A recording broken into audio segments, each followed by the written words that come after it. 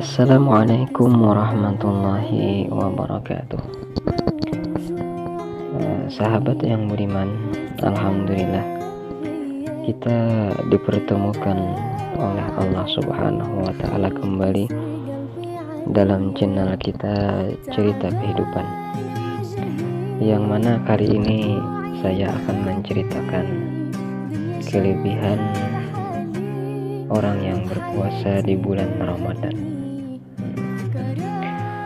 Dan di sini akan ada dua cerita. Cerita yang pertama, bahwa ada seorang majusi yang melihat anaknya makan di pasar pada siang hari bulan Ramadan. Lalu seorang yang majusi tadi memukul anaknya dan berkata, "Mengapa kamu tidak menjaga dan menghormati kehormatan orang Islam di bulan Ramadan?" Sedangkan majusi tadi tidak berpuasa karena bukan agama Islam. Maka orang tua yang majusi tadi meninggal dunia, dan ada seorang yang beriman bermimpi melihat orang majusi itu tadi di dalam kuburnya sedang berada di tempat yang mulia di dalam surga. Lalu berkata, "Bukankah kamu ini orang majusi?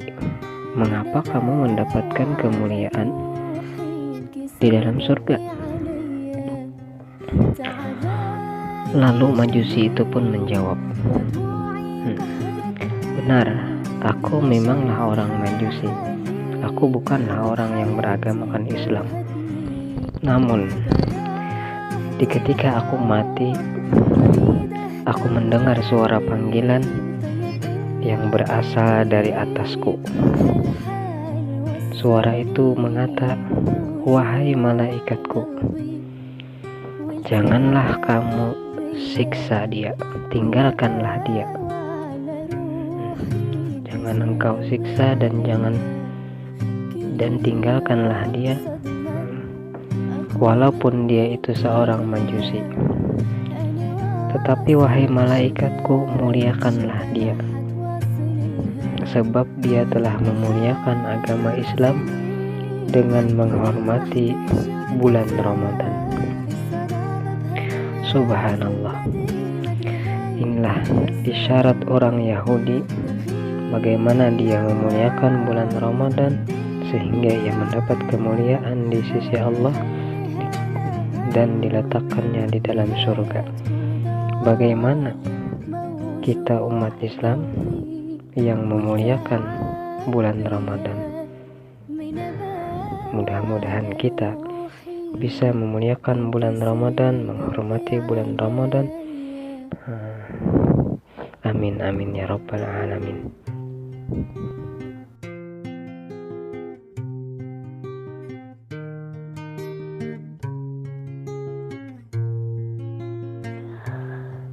Dan cerita yang kedua yaitu daripada Sufyan Tsauri radhiyallahu anhu.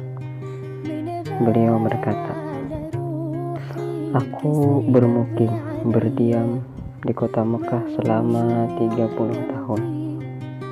Dan di ketika itu ada seorang laki-laki daripada penduduk Mekah yang setiap hari di waktu zuhur pergi ke Masjidil Haram untuk melakukan tawaf dan sholat sunat 2 rakaat. Namun kemudian sesudah ia salam,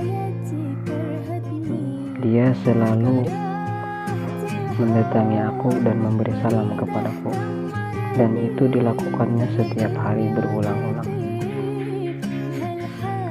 Sesudah memberi salam, dia pun pergi dan pulang menuju rumahnya. Namun sewaktu-waktu ada lelaki itu tidak mendatangi aku dan tidak ada terlihat di Masjidil Haram. Maka aku bertanya-tanya kepada diriku, manakah laki-laki itu? Dan aku pun menziarahinya ke rumah, kata Sufyan Tsauri. Ternyata aku dapati seorang laki-laki itu dalam keadaan sakit. Dan laki-laki itu pun berbicara kepadaku, apabila aku mati, maka mandikanlah aku. Dan apabila sesudah mandi, maka kafankanlah aku dan sembahyangkanlah aku. Dan jangan engkau tinggalkan aku pada itu malam sendirian.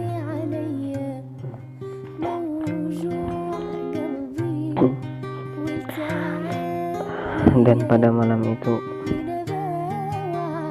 meninggal dunialah seorang laki-laki tadi. Dan Sufyan Tsauri mengerjakan apa yang dikatakan oleh laki-laki itu,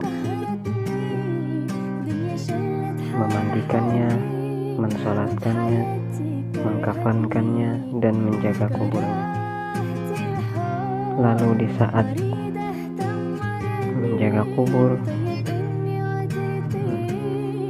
antara tidur dan bangun, Sufyan Tsauri mendengar suara yang datang dari atasnya memanggil, "Wahai Sufyan, wahai Sufyan Tsauri, tidak perlu engkau menjaganya,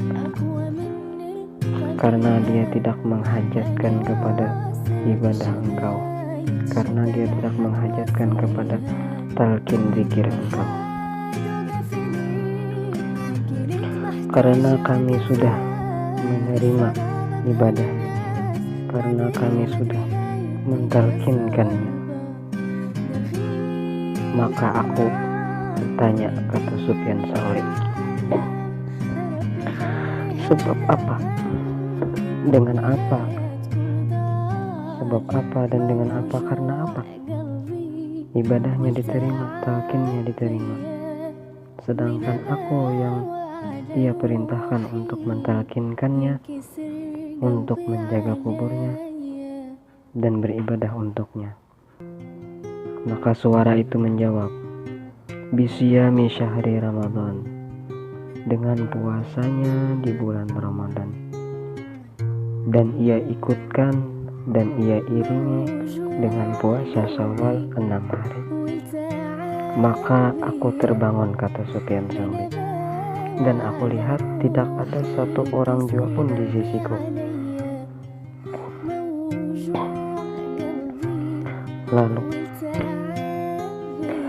aku berwudu dan aku sembahyang 2 rakaat. Kemudian aku tidur kembali, kata Sufyan Tsauri.